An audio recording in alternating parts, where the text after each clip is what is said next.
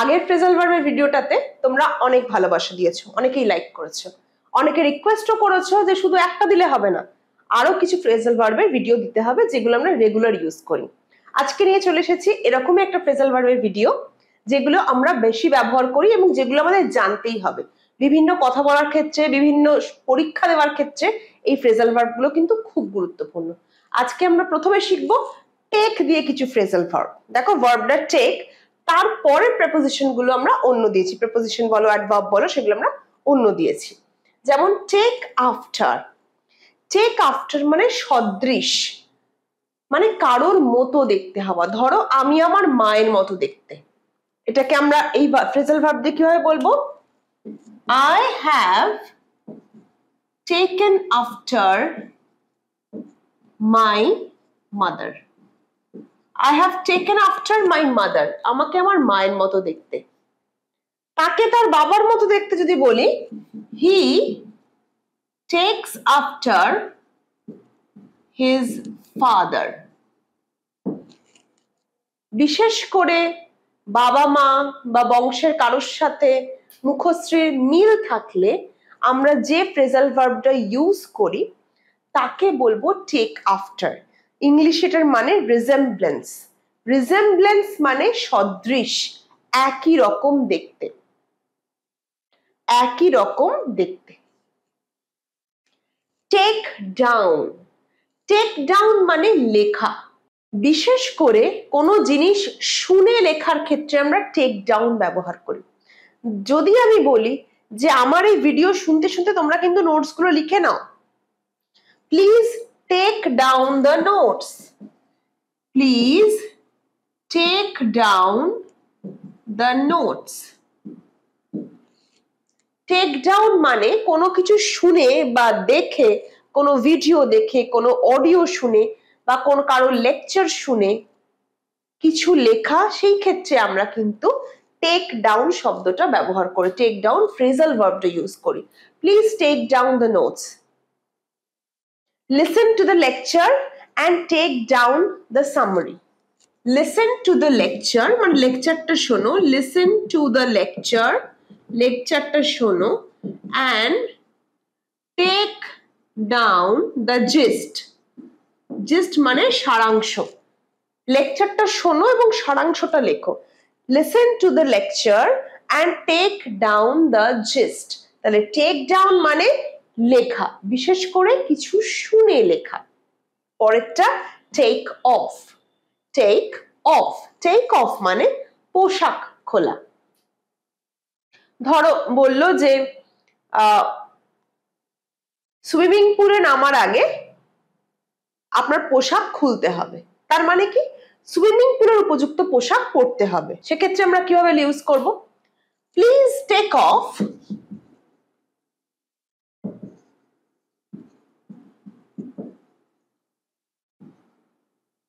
your garments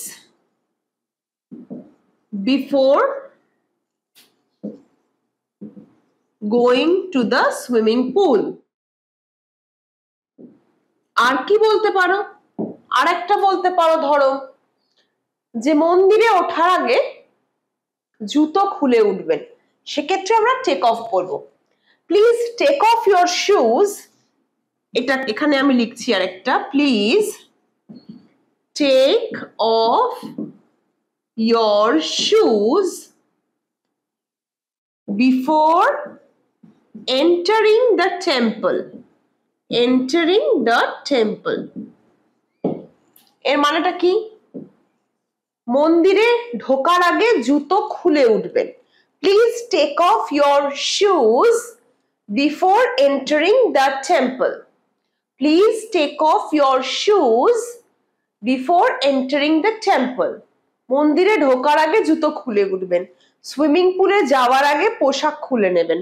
please take off your garments before going to the swimming pool. বোঝা গেছে? Take off মানে পোশাক খোলা। I took off the coat. আমি কোটটা খুলে রাখলাম। I took off the hat. আমি হ্যাট বা টুপিটা খুলে রাখলাম। টেক অফ হচ্ছে পোশাক বা পোশাকের কোনো অংশ খোলা। টেক ওভার মানে দায়িত্ব সামলানো। টেক ওভার মানে কারোর থেকে পাওয়া দায়িত্ব সামলানো। দুটো উদাহরণ দিচ্ছি। ধরো কেউ দায়িত্বে আছে, তিনি অসুস্থ বা ছুটি নিয়েছেন, তার পরিবর্তে যিনি দায়িত্ব সামলান তিনি টেক ওভার করেন। অথবা ধরো কেউ রিটায়ার করেছে, তারপরে যিনি আসছেন তিনি টেক ওভার করেন। ধরো কোনো ছোট কোম্পানি কে বড় কোম্পানি কিনে নিচ্ছে, তখন বড় কোম্পানি ছোট কোম্পানিকে টেক ওভার করে। যেমন ধরো টাটা কোম্পানি এয়ার ইন্ডিয়াকে টেক ওভার করেছে। ধরো বড় কোনো কোম্পানি যখন ছোট কোম্পানিকে নিয়ে নেয় নিজের মধ্যে, তখন টেক ওভার ইউজ করি। ধরো আমি বলছি যে মিস্টার সেন কোম্পানিতে ম্যানেজার হিসেবে দায়িত্ব নিয়েছেন, কি লিখবো? Mr. Sen has taken over the responsibility of a manager. Mr. Sen has taken over the responsibility of a manager. Mr. Sen কিসের দায়িত্ব নিয়েছেন? ম্যানেজারের দায়িত্ব নিয়েছেন। Mr. Sen has taken over the responsibility of a manager. Tata Group has taken over the Air India. Tata Group has taken over the Air India. বুঝতে পারছো দুটো ক্ষেত্রে আমরা কিভাবে টেক ওভার ইউজ করি সেটা তোমাদের শিখিয়ে দিলাম। তোমরা একটা টেক ওভার দিয়ে সেন্টেন্স কিন্তু চটপট কমেন্ট সেকশনে করে জানিও। হতে পারে কোনো বড় কোম্পানিকে ছোট কোম্পানি মার্জ করেছে, সেই উদাহরণ দিতে পারো, অথবা কেউ দায়িত্ব নিয়েছে সেই উদাহরণও দিতে পারো। Next, take up. Take up মানে কোনো বিষয় নির্বাচন করা। আবারও দুটো এক্সাম্পল দিই কোন ক্ষেত্রে হতে পারে। একটা ধরো তুমি পড়াশোনা করবে, হায়ার স্টাডি করবে, কি বিষয় নির্বাচন করছো সেখানে টেক আপ হতে পারে। বা কোনো বক্তৃতা রাখবে, সেখানে কোনো একটা ইস্যু তোলা হলো, তুমি সেই ইস্যুটা তুললে, সেটাও টেক আপ হতে পারে। কোনো বিষয় নির্বাচন করছো, পড়াশোনার ক্ষেত্রে হতে পারে, বক্তৃতা দেওয়ার ক্ষেত্রে হতে পারে। ঠিক আছে, ধরো আমি এক্সাম্পল দিচ্ছি। My brother took up science for higher study. My brother took up science for higher study. আরেকটা বলতে পারি, I took up the issue of power cut in the meeting. I took up the issue of power cut in the meeting. আমি meeting এ কিসের ব্যাপারটা তুললাম, কি বিষয় নির্বাচন করলাম? পাওয়ার কাট বা লোডশেডিং নিয়ে কথা বলার জন্য। I took up the issue of power cut in the meeting. My brother has taken up science for his higher study. তাহলে টেক আপ আমরা দুটো ক্ষেত্রে দেখলাম। একটা হচ্ছে বিষয় নির্বাচন করা পড়াশোনার জন্য, আর একটা কোনো কথা, মিটিং এ কিছু কথা বলার জন্য বিষয় নির্বাচন করা। তাহলে দেখো টেক দিয়ে কিন্তু আমরা 5টা ফ্রেজাল ভার্ব শিখলাম। Take after, take down, take off, take over, take up. Take দিয়ে 5টা ফ্রেজাল ভার্ব করার পর আমরা কিপ দিয়ে 5টা ফ্রেজাল ভার্ব শিখবো। Keep on, keep off, keep back, keep away and keep up. শিখি চলো। কিপ অন মানে জারি রাখা। জারি রাখা মানে কোনো কাজ করছো সেটাকে করতে থাকা। Keep on studying, পড়তে থাকো। Keep on practicing the maths. Keep on watching the video. Keep on মানে কোনো কাজ করছো সেটা করতে থাকা। Keep on studying, keep on watching the video, keep on practicing the mathematics. Keep on মানে জারি রাখা বা করতে থাকা। কিপ অফ, কিপ অফ মানে দূরে রাখা, কোন থেকে কিছুকে দূরে রাখা। ধরো আমি লিখলাম the curtains will keep off the sunlight. The curtains will keep off the sunlight. যেই পর্দাটা সূর্যের আলো থেকে দূরে রাখবে। তাহলে curtains will keep off the sunlight মানে পর্দাটা তোমাকে রোদ থেকে দূরে রাখবে বা রোদ ঢুকতে দেবে না, রোদকে দূরে রাখবে। সেই রকম ক্ষেত্রে আমরা কিন্তু keep off ইউজ করব। পরেরটা keep back। keep back মানে লুকানো, কোনো সিক্রেট, কোনো কথা গোপন করা, লুকানোর ক্ষেত্রে আমরা কিন্তু keep back ইউজ করব। কিরকম ভাবে চলো দেখি। Don't keep back any secrets from me. আমার থেকে কিন্তু কোনো সিক্রেট লুকাবে না। Don't keep back any secrets from me. Don't keep back any secrets from me. তারপর keep up। keep up মানে গতি বজায় রাখা। কেউ ধরো কোনো কাজ করছে, ধরো কেউ দৌড়চ্ছে, তুমি তার সাথে পাল্লা দিয়ে দৌড়চ্ছ, তার সাথে ম্যাচ করার চেষ্টা করছো, দ্যাট ইজ কিপ আপ। কেউ ধরো খুব জোরে কাজ করছে, খুব তাড়াতাড়ি কাজ করছে, ফাস্ট করছে, তুমি তার সাথে পাল্লা দিয়ে ফাস্ট কাজ করার চেষ্টা করছো, what are you doing? You are keeping up. আমি যদি বলি I can't keep up,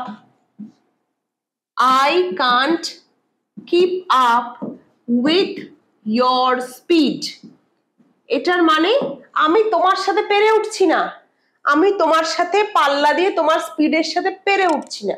I can't keep up with your speed. I can't keep up with your speed. আমি পারছি না তোমার সাথে পাল্লা দিতে।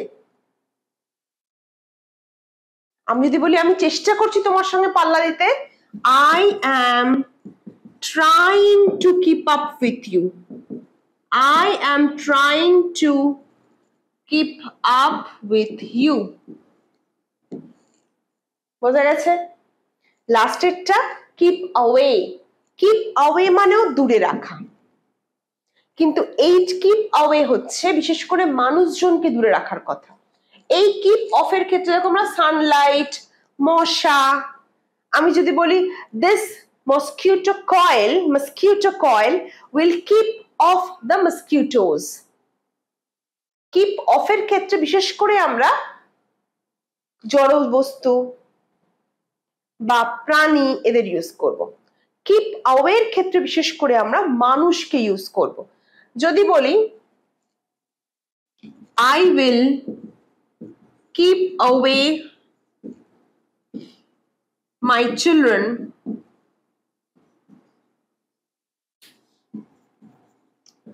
from bad company. বদ সঙ্গ থেকে আমি আমার ছেলে মেয়েকে দূরে রাখবো। I will keep away my children from bad company. Company মানে এখানে কিন্তু কোনো কোম্পানি বা অফিস নয়, এটা মানে সঙ্গ। I will keep away my children from bad company.